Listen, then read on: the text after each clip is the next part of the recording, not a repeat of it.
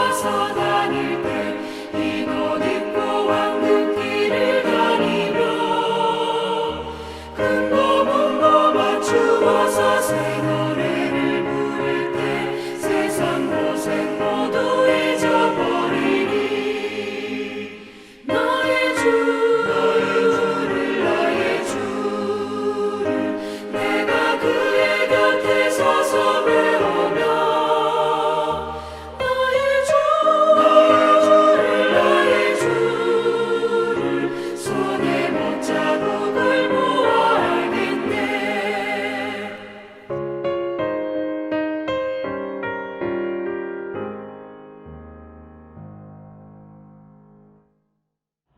사랑하는 주님, 오늘 수요 예배에 저희들 귀를 열고 마음을 열고 주님의 말씀을 듣기를 원합니다.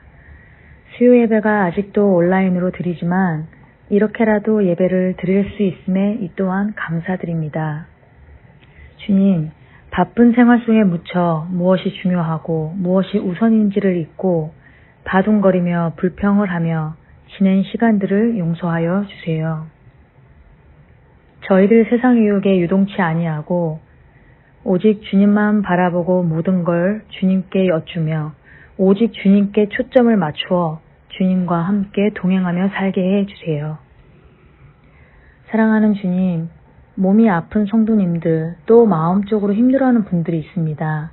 주님 찾아와 주셔서 어루만져 주시고 주님께서 주시는 말씀으로 또한 찬양으로 회복시켜 주세요. 주님, 우리 아이야 교회 유아방부터 EM까지 모든 아이들과 청년들이 주님의 말씀을 붙잡고 주님을 진심으로 사랑하며 이 세상을 잘 헤쳐나갈 수 있는 큰 믿음과 용기를 주시고 지켜주세요. 또한 주님께 헌신하는 사역자분들과 모든 봉사자분들 주님께서 항상 지켜주시고 축복하여 주세요. 오늘 주님의 말씀을 전하실 배동희 전도사님께 힘을 주시고 전하시는 말씀을 통해 저희들에게 깨달음과 배움을 주시고 오늘도 예배와 찬양을 할 수 있음에 감사드리며 사랑하는 예수 그리스도의 이름으로 감사하며 기도 올려드렸습니다. 아멘. 다 같이 두 손 들고 찬양합니다. 모든 영광을 하나님께, 모든 영광을 하나님께, 온 마음과 뜻 다해 주 사모합니다. 모든 영광을 하나님께.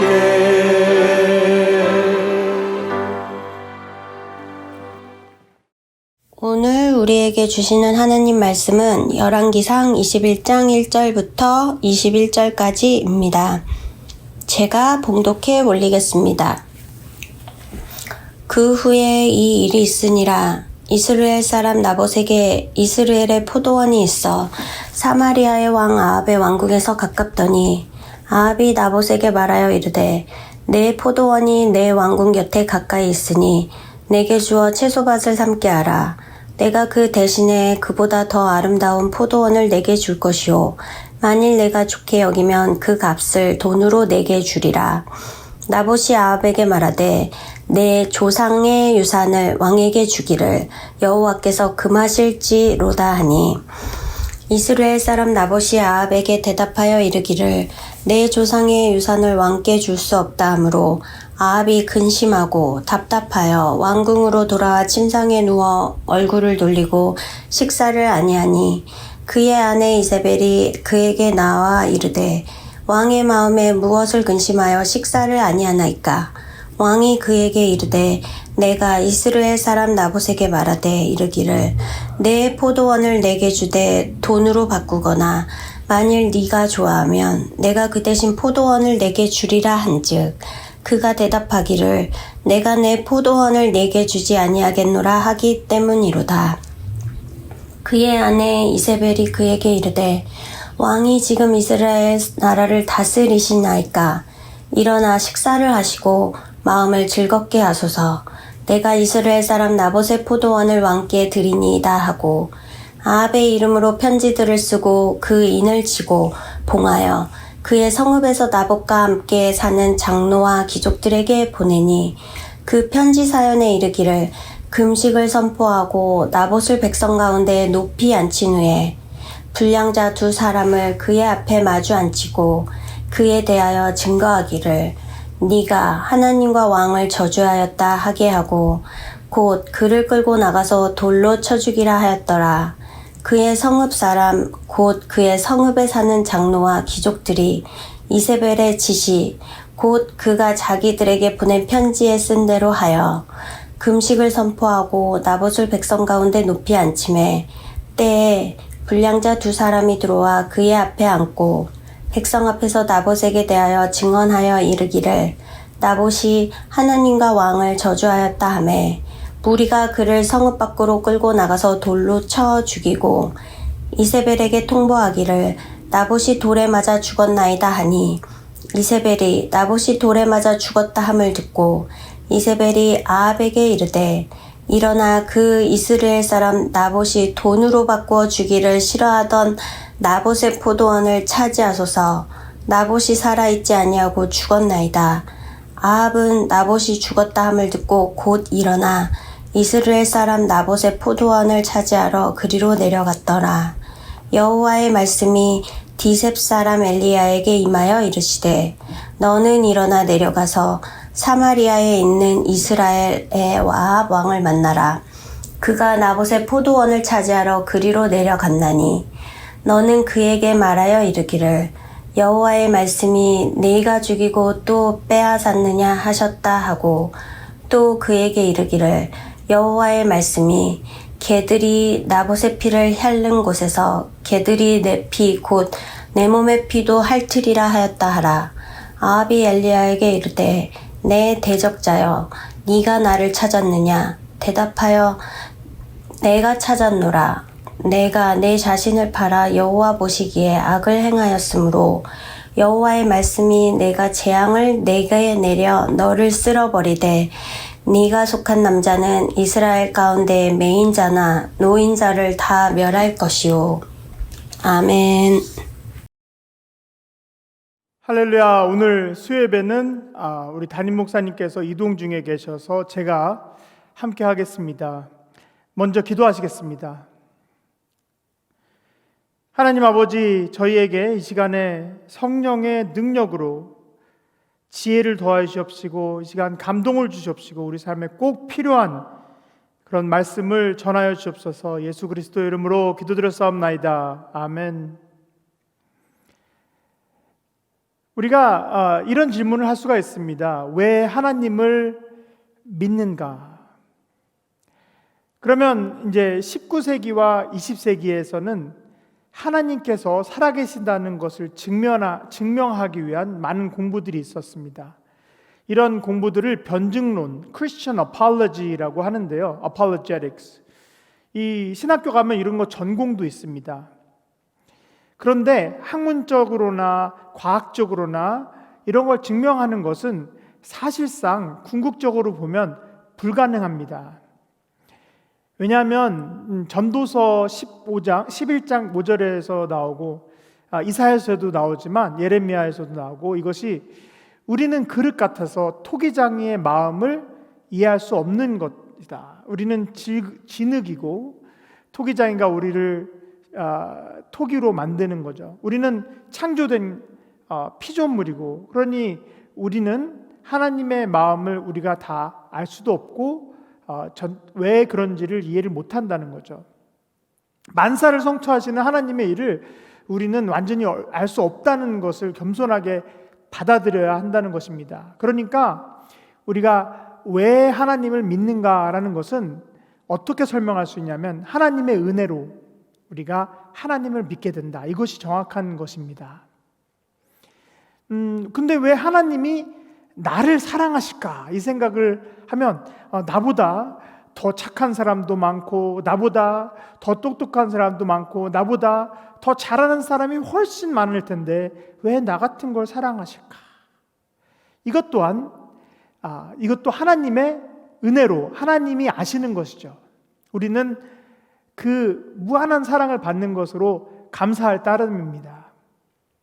우리는 체험적으로 또는 인류가 역사적으로 걸어온 곳을 보면서 하나님께서 생명의 근원이시고 모든 축복의 근원이라는 것을 우리 삶 속에서 알게 되는 것입니다.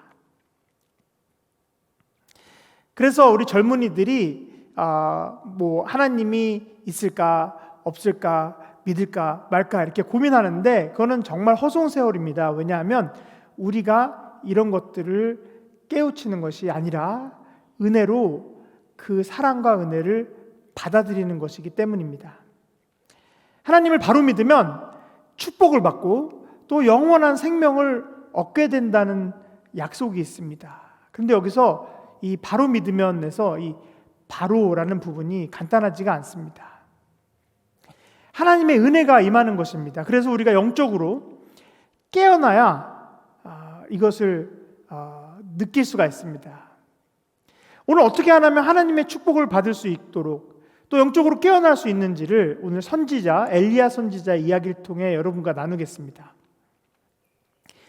이스라엘이 이제 약속의 땅, 젖과 꿀이 흐르는 약속의 땅으로 들어가서 다윗과 솔로몬의 시대를 거쳐 왕국을 세우고 성전을 건축하고 그랬는데 솔로몬은 지혜가 아주 많은 왕으로 알려져 있지만 결국 아합 왕에 이르러는 이 바알신까지 들어오면서 온 나라가 어수선해집니다. 그리고 백성들은 아주 어려운 그런 시기를 국면하게 되는데 이때 등장한 하나님의 선지자가 바로 엘리야입니다. 여러분, 엘리야는 나의 주는 하나님이시다 이런 뜻입니다. 야가 하나님이죠. 우리가 할렐루야 이럴 때 하나님을 찬양하라, 할렐루, 찬양하라, 야훼 이렇게 되는 거와 마찬가지입니다. 엘리야는 우리 하나님은 바로 우리 하나님이 주님이시다라고 이렇게 이름을 가지고 선지자 활동을 했는데 이것이 삶에서 무엇이 가장 중요한 것인지를 우리에게 깨우쳐주는 그런 역할을 이렇게 하는 분이 엘리야 선지자였습니다. 엘리야 선지자의 시대에 이스라엘이라는 지방이 있습니다. 제 배경에 지금 나오는 곳이 바로 그 이스라엘입니다.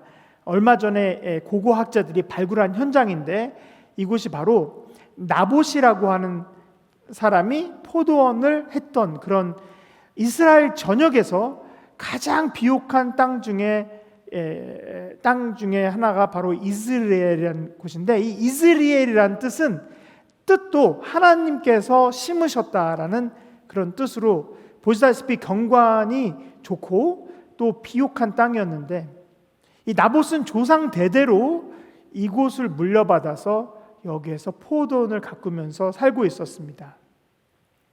이스라엘 사람들은 자신이 물려받아서 일구는 이 땅을 자기의 소유라고 생각하지 않고 이것은 대대로 물려받은 하나님의 땅이라고 생각했습니다. 그래서 이곳을 나할랏 이렇게 불렀는데요.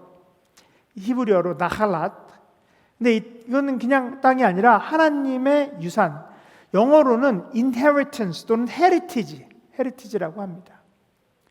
그런데 이 아합 왕이 이세벨 왕비와 이 근처에 살았는데 이 땅에 너무 탐이 나니까 이 나봇을 부릅니다. 나봇에게 이 땅을 자신에게 달라고 합니다. 열왕기상 오늘 읽으신 21장 2절에서 야합 왕이 내가 채소밭이 필요하니까 채소를 좀 키우게 당신 포도원이 내 군과 가까운 곳에 있으니 나에게 주면 후하게 값을 치러주든지 아니면 원하면은 더 좋은 포도원을 찾아서 맞바꿔주겠다 이렇게 말합니다. 아합 왕은 이때 이런 생각을 했습니다. 이거는 정말 내가 큰 마음 쓴다. 내가 왕이니까 그냥 뺏어도 되는 것인데 내가 보상까지 몇 배로 해줄 테니 네가 원하는 대로만 해줄 테니 이 땅을 달라. 한마디로 아합 왕은 어떤 생각을 했냐면 돈을 주겠다. 얼마면 되겠냐라고 한 것입니다. 이건 마치 예전에 우리나라에 드라마도 있었는데 아주 부자 재벌 아이가 마음에 드는 여자한테 나한테 시집와라, 얼마면 되겠냐, 이렇게 말하는 그런 드라마가 있었습니다. 아주 충격적인 대화죠. 이 아합 왕 딴에는 정말 잘해준다는 것이었는데 이건 정말 하나님께 죄를 짓는 것이었습니다.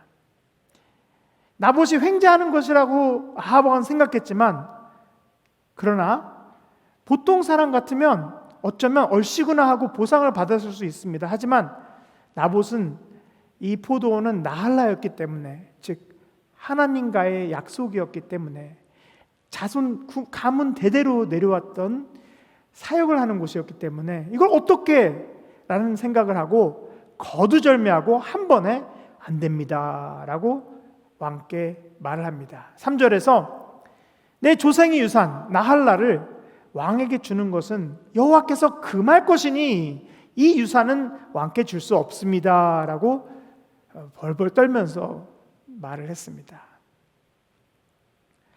여기서 이제 아합은 충격을 받습니다. 도저히 이해하지를 못합니다. 아합이 별로 똑똑하지가 않았습니다. 제가 보기에는 이해를 못했습니다. 그래서 아니 돈을 준다는데 왜 안 되지? 이렇게 생각한 거죠. 더 좋은 땅으로 바꿔준다고 그랬는데 왜 그러지? 그래서 이 멍청한 아합 왕은 5절에서 왕궁으로 돌아와서 답답해하면서 근심하고 심지어는 침대에 누워버립니다. 그리고 벽을 보고 식음을 전폐하고 이렇게 했다고 기록되어 있죠.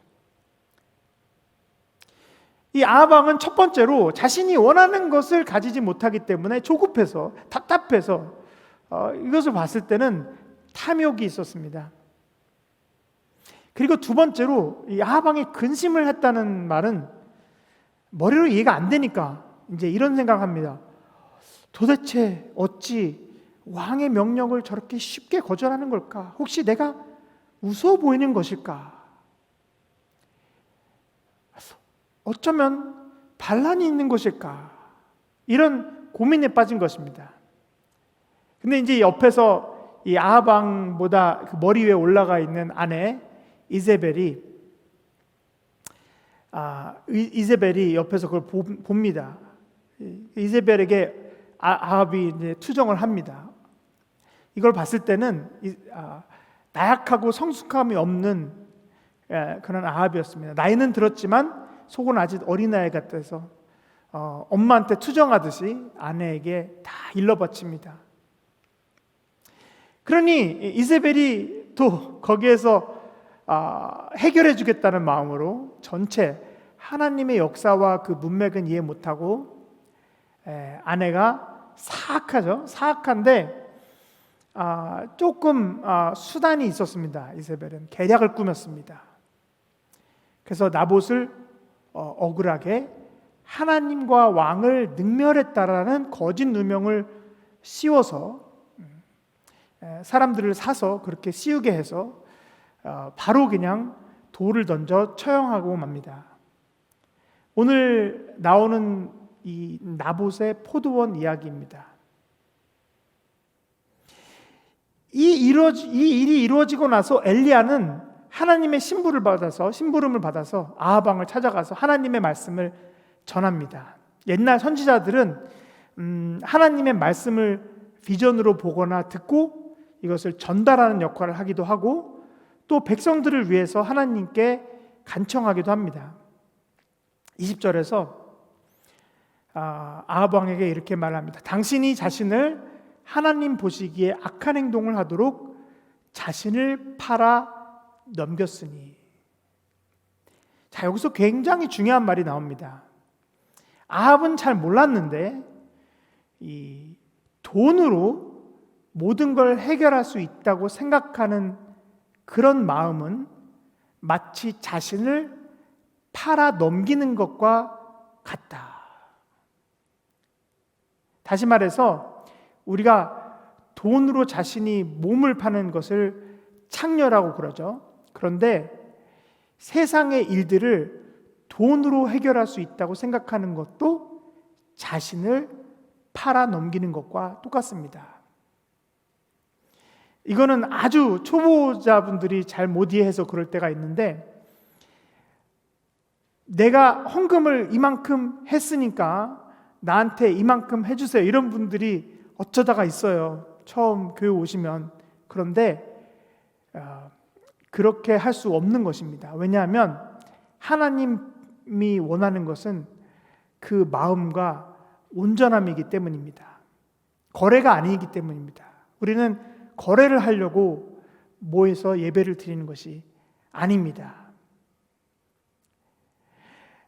그리고 말씀에서 이렇게 나옵니다. 내가 너와 너의 식솔들에게 재앙을 불러올 것이다 라고 했습니다. 사실은 재앙은 어차피 우리 모든 인간에게 오게 되어 있는데 하나님의 은혜로 인도하여 보호를 받는 거죠. 근데 그걸 거두신다는 뜻입니다.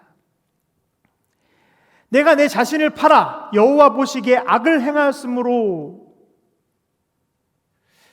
근데 여기서 아내 이세벨이 충동하였다고 나오는데 이걸 잘 보면 아담과 이브의 원죄, 원래 처음 지은 죄가 반복된다는 것을 알 수가 있습니다. 이브도 아담에게 선악과를 같이 먹자고 부추겼기 때문입니다. 그래서 엘리야 선지자가 전하고자 하는 하나님의 말씀이 오늘 무엇인가, 이것을 여러분 함께 생각해 봤으면 좋겠습니다.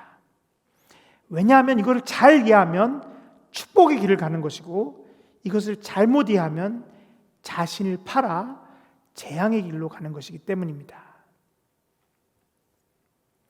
왜 이러한 비극적인 일들이 벌어지는 것인지, 이런 것들을 이해하는 것이 지혜의 근본이고, 그 지혜의 근본은 여호와를 존중하는 것입니다. 그러면 아합이 과연 어떤 잘못을 했을까요? 오늘 이 말씀을 잘 들어보시고 여러분도 여러분 자녀들이나 후배들에게 꼭 같이 나눠주시기를 바랍니다. 돌로 쳐서 죄 없는 사람을 죽인 것도 죄죠. 그래서 살인을 했기 때문에 이것도 죄이지만 그 이전에 아합은 문제투성이었는데 바로 그 생각이 잘못됐습니다. 요즘 젊은이들 말로는 이 개념이 없는 것입니다. 이 왕이면 다 할 수 있다는 생각, 힘으로 못할 것이 없다는 생각, 무엇보다도 오늘의 핵심은 하나님의 유산을 돈으로 맞바꿀 수 있다는 생각이 바로 비극을 일으키는 것입니다. 한마디로 쉽게 말하면 세속적인 거죠. 우리가 이제 헌금을 드릴 때도 그렇습니다. 헌금을 온전하게 하나님을 위해서 첫 열매를 준비할 때 하나님의 유산에서 나온 결실을 다시 하나님께 나눈다, 하나님께 바친다, 이렇게 생각을 해야 되지, 우리의 땀과 정성과 마음의 모든 것들을 주님께 드린다, 이렇게 생각을 해야, 그리고 언약, 평생 약속한 특별한 사이라는 것을 확인하는 것이라는 것을 알아야 되는데, 하나님께서 우리에게 물질적인 축복이나 여유를 주실 때도 이것을 우리가 먹고 우리만 마시고 그냥 끝나라고 주시는 것이 아니라 하나님께서는 하나님께 바치고 또 가족을 돌보고 또 교회를 돌보고 또 세상에 나아 주님을 증거하라고 하나님께서 주시는 것을 알아야 합니다. 우리에게 주시는 하나님의 축복은 그래서 투자입니다. 장학금입니다. 여러분, 장학금을 국가에서 많이 받으면 그리고 그 공부를 했으면 다시 사회에 축복이 되도록 하는 거죠. 마찬가지입니다. 하나님께 축복을 받았으면 이것으로 하나님께 바치는 것입니다.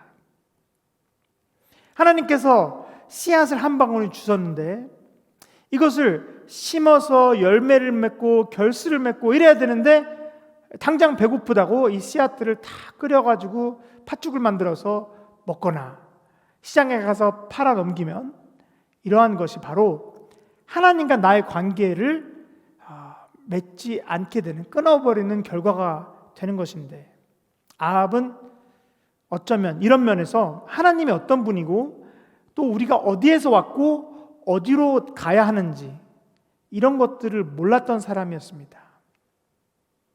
그저 돈을 주거나 무력으로 하나님께서 심어놓으신 이스라엘 나봇의 포도원을 자신의 채소밭으로 바꿀 수 있다고 생각하신 거죠. 세상적으로 보면 아주 합리적인 상거래로 본 것입니다. 예전에 한국에서도 인기가 많았었는데 이 하버드 대학의 그 철학 교수 중에서 마이클 샌델이라는 교수가 있습니다. 이 교수가 쓴 책 중에서 물론 정의란 무엇인가라는 책이 가장 유명하고요. 근데 What Money Can't Buy라고 이런 책이 있습니다. 돈으로 살 수 없는 것들, 무엇이 가치를 결정하는가라는 책이 있는데, 우리가 자본주의가 되면서 점점 빈부의 격차가 심해지고 모든 것들이, 심지어는 아기를 낳는 난소나 정자까지도 이 상거래가 되는 그런 시장입니다.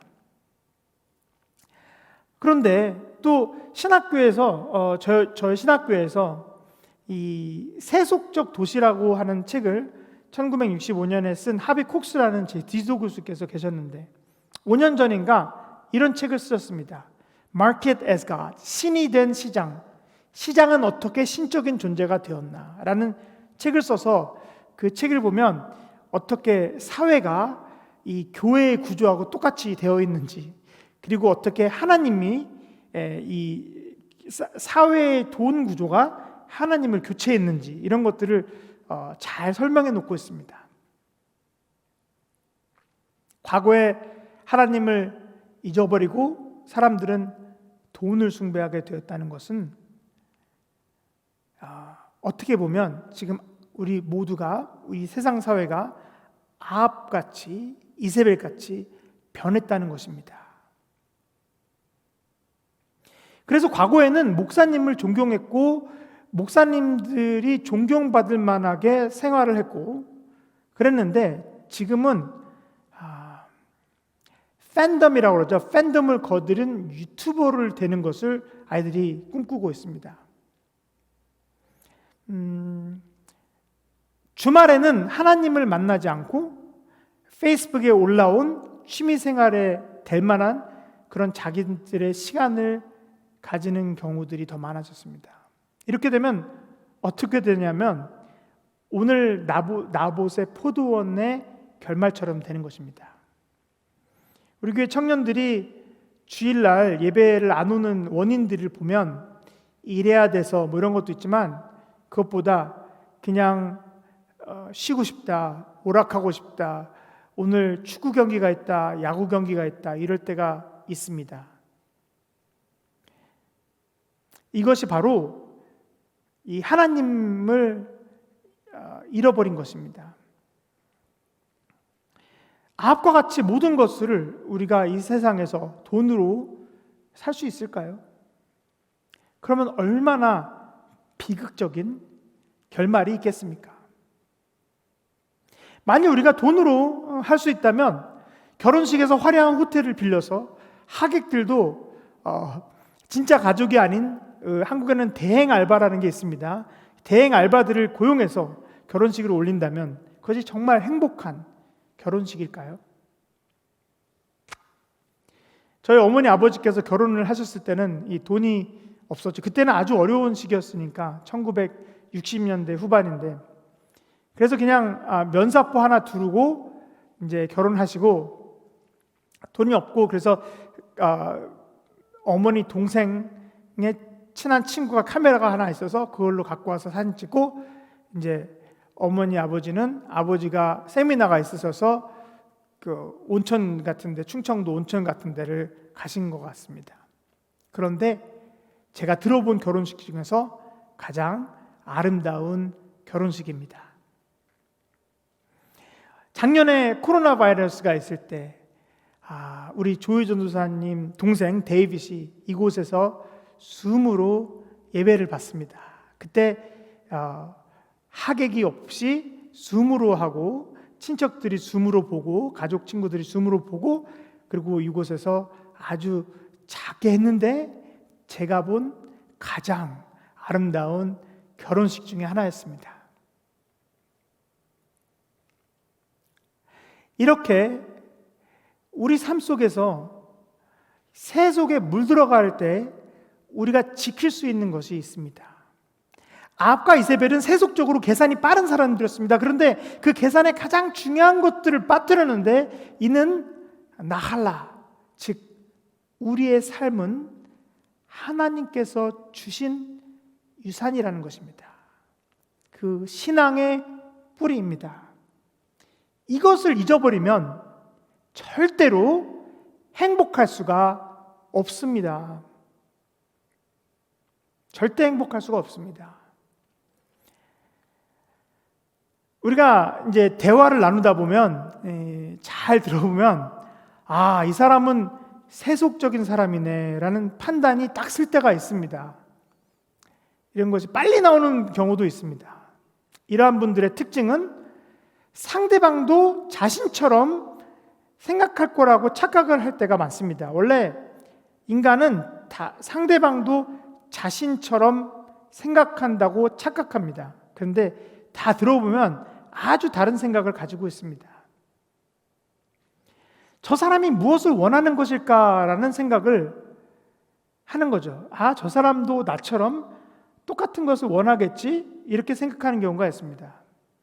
그러면 어떻게 되냐면 모든 관계가 피상적인, superficial, 거칠애적인 그런 상거래가 되고 진정한 깊은 우정과 진정한 사랑의 교제는 없게 됩니다.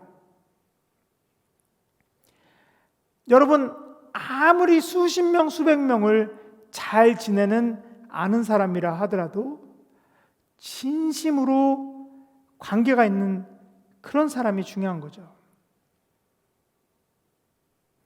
우리가 보통 그냥 이 사람이 좋아서 말하는 것인데 오히려 그쪽에서는 이 사람이 나에게 원하는 것은 무엇일까라는 그런 이중적인 생각을 할 때가 있는데 그럼 당황스럽죠. 하나님께서는 우리가 그냥 좋아서 하나님이 그냥 좋아서 하나님을 찾는 그런 믿음을 원하십니다. 내가 오늘 교회를 못 가면, 교회를 안 가고 골프장을 가면 하나님께서 벌 주시겠지? 이렇게 해서 그러면 가면 이번에는 다음에는 좀 일이 잘 풀리겠지? 이렇게 점치 까듯이 하면 그것은 진정한 관계라고 볼 수가 없죠.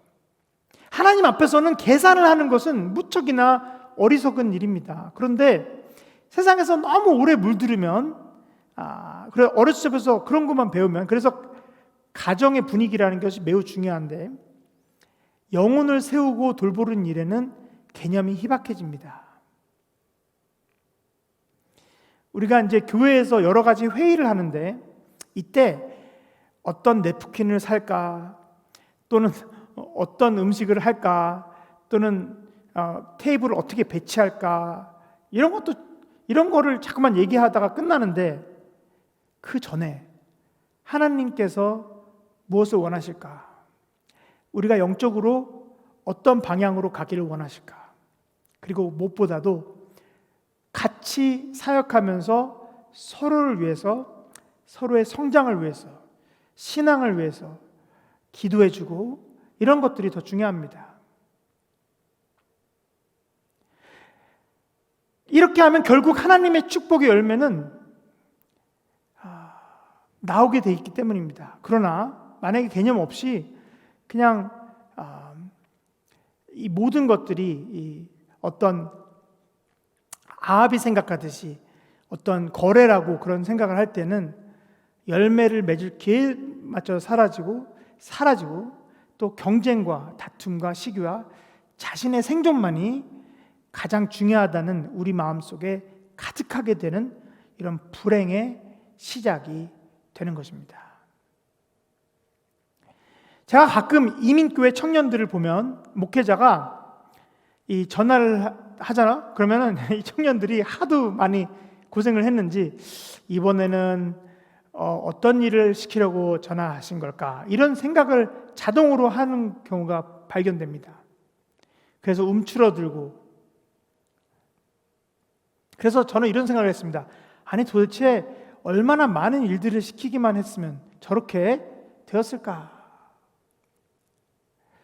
제가 1996년에 전도사가 돼서 그때 신학교를 다니면서 동부의 북부 보스턴 한인교회라는 곳에서 중고등부 전도사를 시작했는데 그리고 나서 한 6년 정도를 전도사 생활을 했습니다. 그런데 그 전에는 대학교에서 2세들만 다니는 영어로만 하는 그런 Korean American Church를 한 100명 정도 되는 그런 대학생들만 모이는 교회에서 지휘도 하고 찬양도 인도하면서 지냈는데, 그러면서 1세 목사님과 2세 목사님의 차이를 느낀 게 있습니다. 1세 목사님들은 당시에는 한 번도 How are you doing? 이런 질문 안 합니다. 어떻게 지냈냐? 이런 질문을 하지 않습니다. 항상 일했냐, 저혈했냐, 일 열심히 해라, 이런 데만 집중합니다. 사람에게는 관심이 없습니다. 그래서 우리 교회 주일학교 여러분 잘 되는데요. 아주 부흥하잖아요. 근데 이유가 뭐냐면 우리는 사역자 회의할 때 딱 두 가지 대화를 아주 기본적으로 합니다. 첫째, 각자 어떻게 지내는지, 그리고 즉 내적으로 하나님께서 어떻게 역사를 하시고 자신이 성장하고 느끼는지 이것을 나누고요. 두 번째로 각자의 사역에서 하나님께서 무엇을 구체적으로 원하시고 있다고 느끼는가. 영어로는 What do you think God is up to? 하나님께서 우리 아동부를 위하여 우리 유스 그룹에서 무엇을 하려고 하신다고 인식하는가. 이것을 잘 인식하는 것이 매우 중요합니다. 매년 했던 똑같은 것을 그냥 하는 것이 아닙니다. 왜냐하면 하나님의 역사와 우리의 내적인 영적 상태가 사실은 모든 것을 좌우하기 때문입니다. 여러분, 자녀들을 잘 키우려면 아주 중요한 것이 가정의 분위기인데, 가정의 분위기가 좋으려면 엄마의 기분이 좋아야 됩니다. 근데 엄마의 기분이 좋으려면 아빠가 말을 실수하지 않고 좋은 말만 해야 됩니다. 이런 것들이 다 같이 어우러지는데, 근데 아빠가 좋은 말만 하려면 이 하나님의 사랑이 가득해야 되겠죠. 우리는 단순히 교인 수를 늘리고 또 우리 교회의 재정을 튼튼하게 하고 또 더 큰 건물을 자랑하고 이런 것이 아니라, 이런 것만을 위하는 것이 아니라, 사실은 이것들이 가능해지는 것은 사도행전 2장에서 나오듯이 항상 모여서 regularly, 꾸준히 모여서 성령 안에서 교제를 하면, 그러면 다른 것들이 모두 하나님께서 알아서 이루신다는 것입니다. 이것이 진정한 하나님의 포도원인 것입니다. 그리고 이곳이 나봇에게는, 그래서 이 포도원은 단순히 투기꾼 같은 아합이 거래하자고 했을 때 거래할 수 있는 그런 투자용 부동산이 아니었습니다. 이곳은 아합 왕이 완전히 잘못 생각한 거죠. 이것을 상품으로, 커머디티, 거래하는 상품으로 여긴 것입니다. 하지만 이것은 그런 것들이 아니라 하나님께서 맡기신 유산이고, 바로 우리의 삶과 우리의 가정과 우리의 교회는 하나님께서 우리에게 관리를 맡겨서, 그래서 열매를 맺으라고 주신 포도원이 되는 것입니다. 이는 축복을 이렇게 생각하지 않으면 축복을 받지 못하는 것은 물론이고, 시간이 지나면서 없어지고 모래가, 더스트라고 그러죠. 더스트가 됩니다. 먼지가 돼버립니다. 교회는 이민생활의 고달픔을 달리기 위해서 언어가 통하고 문화가 같은 사람끼리 모이는 사교단체가 아니죠. 목사님의 힘의상, 개인적인 그런 희망사항이나 어떤 이런 것들을 들어드리는 것도 아닙니다. 원래 교회 처음 오신 분들은 그럴 때가 있습니다. 저도 5대째 감리교 집안이죠. 근데 아버지 목사님인데 어르신 가면은 교회 처음 오는 애들은 우리 아버지가 사장님인 줄 아세요. 오케이. 근데 그렇지 않습니다. 교회는 우리 안에 말씀하시는 하나님의 목소리를 들으러 오는 곳입니다. 우리말로 집이 영어로는 house와 home이 있죠. 여러분, house는 그냥 상품으로 이 건축물을 말합니다. 근데 home은 다릅니다. 이거는 하나님께서 welcome home이라고 하실 때 그때 나오는 이 home은 하나님의 은혜가 있는 곳입니다. 엄마의 된장찌개, 고양이 된장찌개가 맛있는 것은 엄마의 사랑으로 끓였기 때문입니다. 결국 호텔밥이 아무리 비싼 밥이 있어도 멀리 떠나온 고향집에 엄마가 끓여주시는 찌개를 절대 대신할 수 없는 것입니다. 우리는 과연 세상을 우상숭배하고 있는 것은 아닌지 이것을 깊이 있게 생각하고 깨우쳐야 할 것입니다. 사실 아무리 매일 교회에 오더라도 하나님의 영이 살아계심을 인지하지 않고 그냥 회사나 안 믿는 사람들이 집단에서 하는 행동을 똑같이 하면 이것은 아직 인간을 상품화하고 자기의 계산대로 손익을 따지는 사고방식에서 벗어나지 못한 것입니다. 이러한 경우에는 어떤 특징이 있냐면 항상 걱정을 많이 하게 되어 있습니다. 왜냐하면 자신의 계산에 착오가 있거나 자기 생각대로 안 되는 경우가 많기 때문입니다. 그러면 이제 계속 걱정을 하는 거죠.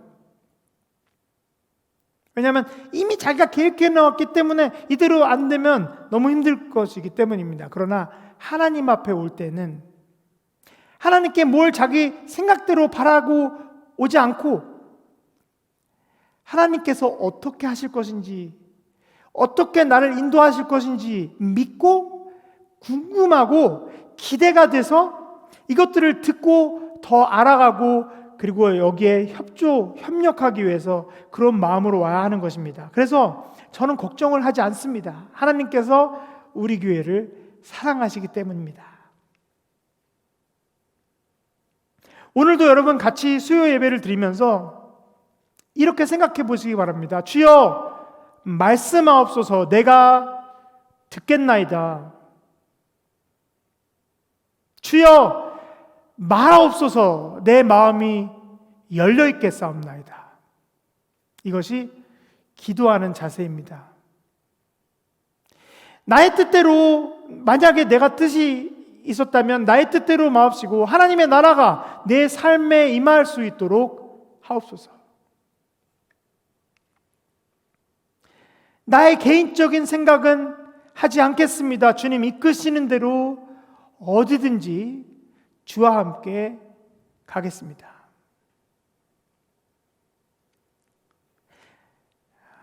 마치 루스가 mother-in-law를, 시어머니를 따라가듯이 I will go where you go. 여러분의 나할라, 즉 포도원은 어디이십니까? 혹시 세상의 가치를 따라가느라 자식들에게 그런 것들을 중요하다고 보여주고 있지는 않습니까? 명문대학교 가서 돈을 잘 벌어야 되는 것이 가장 중요하다고 가르치고 계시다면 여러분 자녀들은 명문대를 가서 돈을 잘 벌지만 가정을 떠나고 하나님을 떠나게 될 수 있습니다. 우리 자녀들도 영의 가치를 체험하고 그리고 이것이 더 중요하다는 것을 깨달아야지 돈과 쾌락을 쫓아 살면 이것은 세상에 속고 또 하나님께 버림받는 것입니다. 우리 쾌락의 산을 넘으면 넘기 전까지는 좋지만 그 맞은편에는 죽음의 낭떠러지가 있는데 아직 어린 청년들은 그 산 꼭대기에 있는 꽃만 보고 올라가는 것에만 신경 쓰고 있습니다. 그래서 거기까지 올라갔다가 다시 내려와서 중년이 되거나 저처럼 올라갔다가 여기 아니네 여기 잘못했으면 죽을 뻔했다고 다시 내려오거나, 그래서 하나님께 돌아오거나, 아니면 처음부터 올바른 길을 가게 해야 됩니다. 우리 눈에 보이는 것과 우리가 세상에서 느끼는 것, 다른 사람들이 말하는 것들이 전부라고 생각하는 이유는 하나님의 말씀이 무엇인지를 모르기 때문입니다. 영혼의 가치가 모든 것을 결정하는 것입니다. 방향을 결정하기 때문입니다. 여러분, 해바라기는 멀리 가지 않습니다. 그 자리에서 핍니다. 그런데 해바라기가 잘하는 것이 하나 있습니다. 그냥 해를 바라보기 때문에 살 수 있는 것입니다. 꽃이 필 수 있는 것이죠. 우리가 아프리카 밀림에 가서 선교를 해야지만 순교하는 것이 아닙니다. 그래야지만 하나님께서 기뻐하시는 것이 아닙니다. 겉으로는 선교사처럼 보이지만 세계 곳곳에 있는 선교사들이 우리나라에서 많이 갔지만 마음으로는 자기 계산을 하는 선교사들도 많다고 현지에서 그렇게 듣게 됩니다. 그래서 여러분, 선교지를 선택해서 후원을 할 때는 최소한 그 두세 군데의 다른 분들, 그런 것들이 그 선교 사역에 대해서 잘 아는 분들의 이야기를 같이 들어서 확인을 하셔야 됩니다. 그러나 해바라기는 지금 내가 처한 곳이 어디든지 해를 바라보고 그래서 생명을 꽃피웁니다. 이와 마찬가지로 여러분이 어디에서 있든지, 하나님께서 어디로 부르셨든지 하나님을 보면서 사시기를 바랍니다. 하나님의 말씀은 지루하게 느껴지는 성경책의 글자가 아니고 그 글자 내용 안에 있는 우리의 마음을 울려 펴주는 그런 감동입니다. 이세벨 여왕이 부추기면 속아 넘어가는 아합 왕을 온갖 잡신이 다 모셔놓게 하고 하나님을 잊어버리게 된 지 이들은 너무 오래되어서 이런 아픈 결과를 낳게 됩니다. 만약 하나님을 예배하는 개념이 없어서 그 시간에 이 다른 것들을 하게 된다면 그것은 우상숭배를 가르치고 있는 것과 똑같습니다. 근데 우상숭배가 무서운 것은 이 바로 결과가 나오지 않고 우리가 하나님 나라와 복음이 선포되는 정의와 사랑을 중요하게 여기는 그 가치를 잊어버리게 된다는 것입니다. 우리가 하나님을 믿는 이유는 제가 하나님의 은혜 때문이라고 그랬는데, 그리고 우리가 과학적으로 하나님께서 살아계시다는 것을 증명해서 그런 것이 아니고, 또한 삶 속에서 체험해서 그런 것만도 아니고, 우리가 하나님을 믿는 이유는 하나님께서는 사랑과 정의이시기 때문입니다. 나의 삶에서 포도원은 과연 무엇일까? 오늘 이 생각을 하라고 하나님께서 말씀하고 계신 걸지도 모릅니다. 우리 가정이 받은 하나님의 유업은 과연 무엇일까? 성령의 열매가 충만한 이런 비옥한 곳인가? 아니면 온갖 근심과 계략이 돌고 메마른 땅이 되어버렸는가? 여러분 자녀들이 다 커서 우리 교회를 안 나오게 된다고 생각해 보신다면 이는 사실 이미 늦은 경우인데, 자녀들이 원래 18살 되기를 기다립니다. 왜냐하면 그때 되면 사회적으로 법적으로 자유롭게 자신이 원하는 것을 할 수 있기 때문입니다. 이때 억지로 교회 오게 명령하거나 복종시키려 하면 아마 더 삐뚤어질 가능성이 있습니다. 그러면 어떻게 해야 될까요? 물리적으로 교회에 나오게 하기 이전에 영적인 사람이 되게 도와야 됩니다. 영적인 사람이라는 것은 돈보다는 우정을 보고 우정보다는 영원한 사랑의 가치를 알게 하는 것입니다. 그렇다면 아이들은 자신들이 행복해지기 위해서 반드시 하나님을 스스로 찾게 되는 것입니다. 세상의 흐름을 따라가면 결국 솥빈 강정이 되는데, 엄청나게 부자가 된다 할들 가정이 화목하지 않는다면 그 어떤 의미가 있을까요? 나봇은 자신이 가꾸던 포도원이 그냥 부동산이 아니었다는 것을 잘 아는 사람이었습니다. 그래서 스테판 집사님처럼 돌에 맞아 하늘나라로 가게 되었지만 그의 포도원 이야기는 2,000~3,000년이 지난 지금도 소설도 쓰여지고 음악에도 나오고 그림으로도 그려집니다. 왜냐하면 이 포도원이 상징하는 것은 하나님께서 주신 영혼의 기업이기 때문입니다. 우리 교회당, 예배당도 그렇습니다. 우리 예배당은 그냥 건물이 아닙니다. 우리 지금 밖에 짓고 있는 김용식 기념관도 그냥 건물이 아닙니다. 하나님의 거룩한 영혼의 기업입니다. 우리 이 건물도 탈수기 드럼통에다가 수많은 분들이 만두속을 돌려서 만들어서 팔아서 한 땀 한 땀 같이 기도로 올린 하나님의 지성소인 것을 압니다. 이 동네 사람들과 이 지역 사람들에게 보라, 하나님께서 살아계시다고 증거하는 입니다. 여러분, 비행기에서 이렇게 쭉 지나가면서 보면 우리 교회가 크게 보입니다. 그러면서 이 섬에는 하나님을 예배한다라는 것을 사람들에게 보여주는 것입니다. 하나님의 축복의 열매가 주렁주렁 열리는 포도원을 여러분 꾸고 계시는 것입니다. 이것을 더 잘하려면 어떻게 해야 될까? 첫 번째로 내일 아침, 내일 새벽에 또 새벽 기도에 선지자에 대한 얘기를 할 건데요. 이 내일 새벽에 여러분 만나는 첫사람에게 이렇게 물어보세요. 요즘 어떻게 지내시나요? How are you doing? 그리고 그 사람 똑바로 보고 그 사람에게 진심 어린 관심을 보이시기 바랍니다. How are you doing? 하고 바로 그냥 지나가지 마시고, 그러면 인사같이 돼버리는데 이게 아니고 이 거칠애로 말고 눈을 바로 보고 진정으로 그 사람을 돌보는 마음으로 하시면 그 사람이 이제 바로 대답을 못할 겁니다. 왜냐하면 자신이 돌볼 생각도 없었기 때문에 잘 몰라서. 그러나 뭘 느끼게 되냐면 이 사람이 나에게 진심으로 관심을 나에게 가지고 있구나. 나에게 뭘 원해서 그런 것이 아니라 진심으로 나를 생각하는구나. 이것을 알게 되는 것입니다. 둘째로 하나님께 10분만이라도 조용한 곳에 가서 함께 하나님의 말씀, 하나님께 귀를 열어보시기 바랍니다. 이 걸으면서 이걸 prayer walk라고 그러는데 걸으면서 산책할 때나 그러면서 이렇게 물어보세요. 하나님, 제가 어떻게 변화되기를 원하시나요?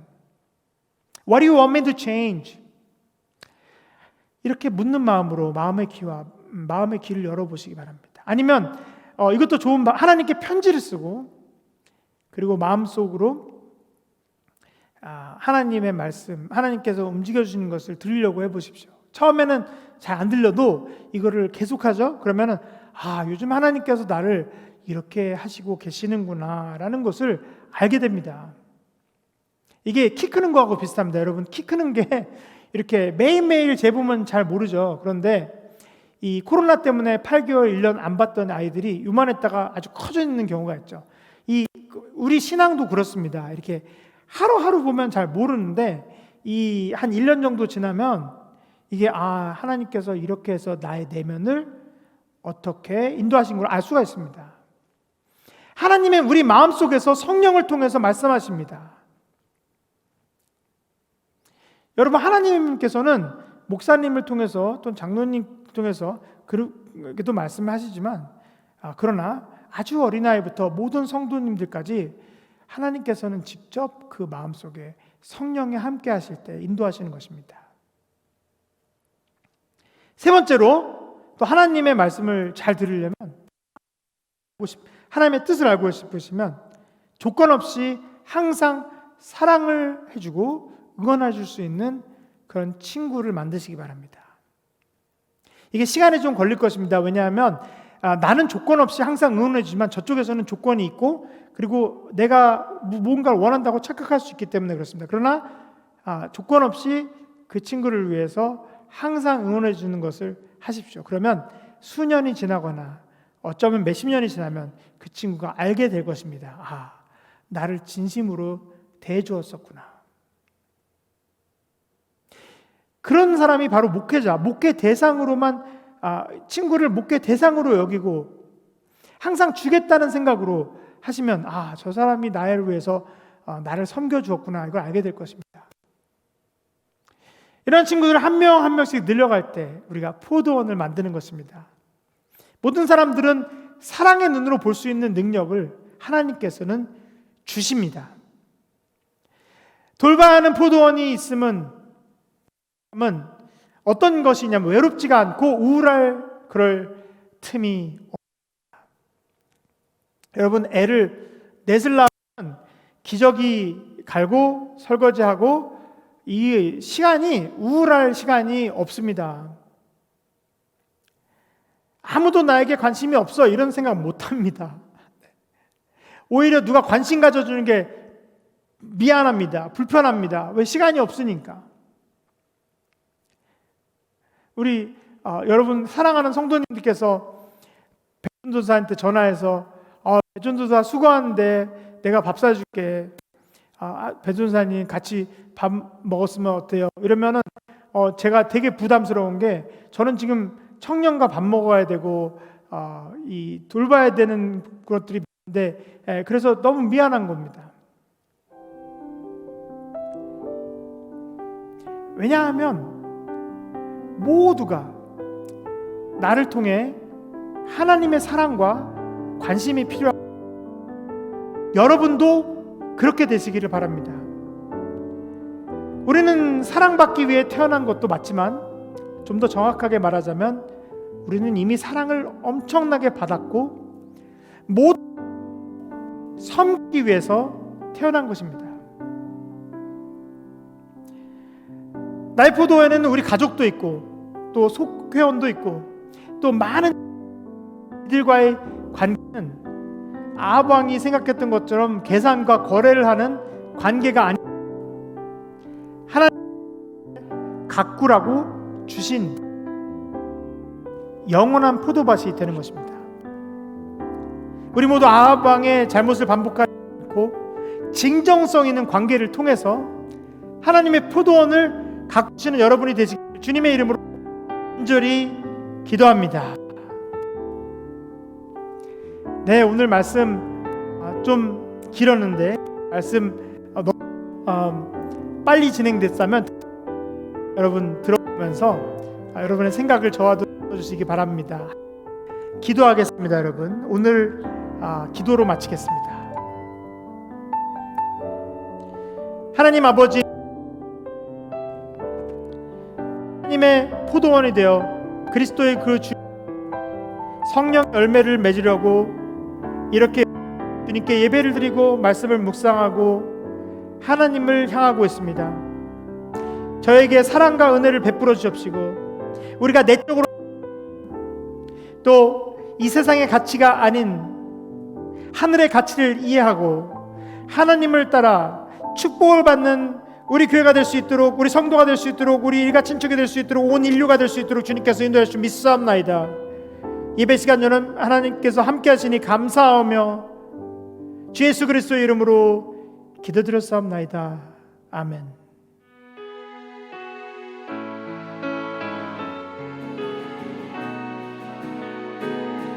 두 손 들고 찬양합니다. 두 손 들고 찬양합니다. 오실 왕 여호와께